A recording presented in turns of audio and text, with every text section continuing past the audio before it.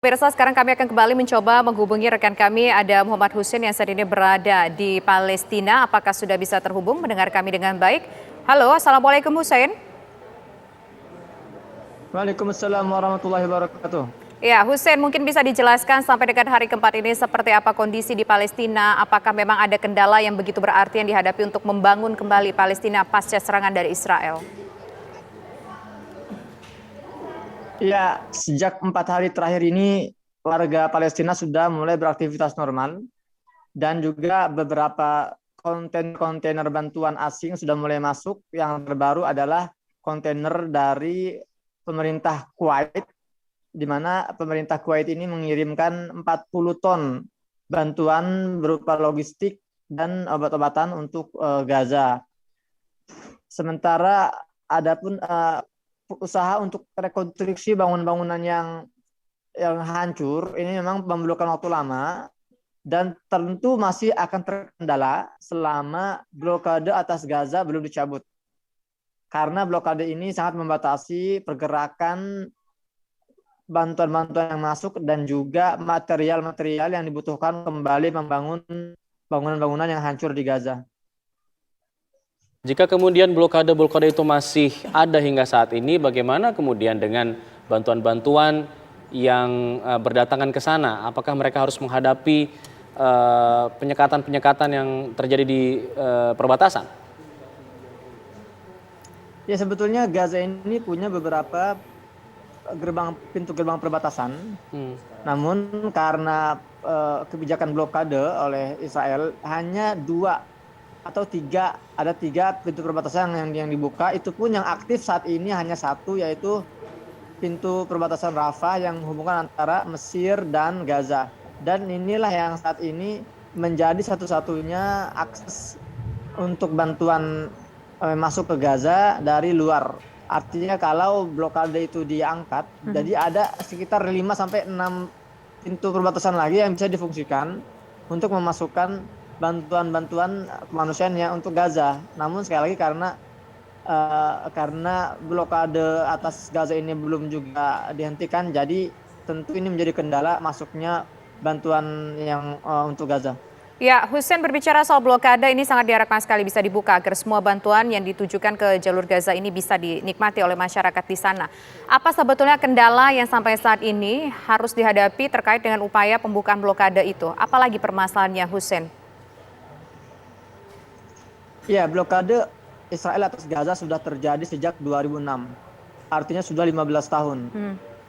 Dan ini yang selama ini berusaha untuk diakhiri oleh para aktivis kemanusiaan dunia yang terus berusaha menekan pemerintahan dunia untuk bersedia agar menekan Israel mencabut blokade. Jadi kebijakan blokade ini murni ada di tangan penjajah Israel.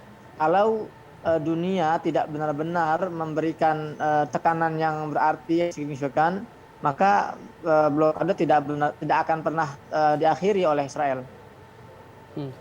Baik, Hussein, serangan dari Israel selama pekan kemarin itu tentu bukan yang pertama bagi Gaza Palestina.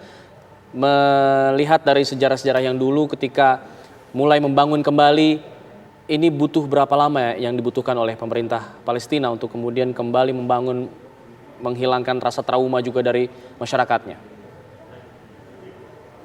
Ya, terakhir kali agresi ke Gaza itu terjadi tahun 2014. Dan kita saat ini berada di tahun 2021, masih banyak bangunan-bangunan yang belum pulih. Artinya sudah 7 tahun pun berlalu, masih memerlukan waktu lagi untuk bisa memulihkan bangunan yang rusak 7 tahun yang lalu. Apalagi kali ini tingkat kerusakan ini jauh lebih besar dibanding tingkat kerusakan sebelumnya. Kita tidak tahu ya, semua intinya kembali ke donor-donor yang nyampe ke Gaza. Kalau para negara-negara dunia mau bahu-membahu untuk segera mengumpulkan donasi sesuai kebutuhan, dan kalau blokade Gaza juga dibuka, maka kemungkinan proses pemulihan ini akan bisa lebih cepat untuk segera dilakukan. Ya, Hussein, mungkin Anda bisa gambarkan tidak dari data-data yang ada, informasi yang Anda dapatkan dan juga pengamatan Anda, berapa persen, kalau kita punya skor 100, berapa persen kerusakan yang terjadi di Gaza pasca serangan Israel beberapa waktu yang lalu?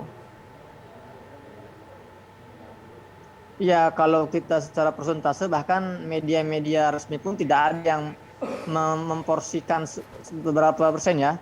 Tapi kerusakan-kerusakan yang terjadi yang kita lihat kali ini benar-benar sangat masif, karena yang menjadi target itu adalah gedung-gedung terbesar.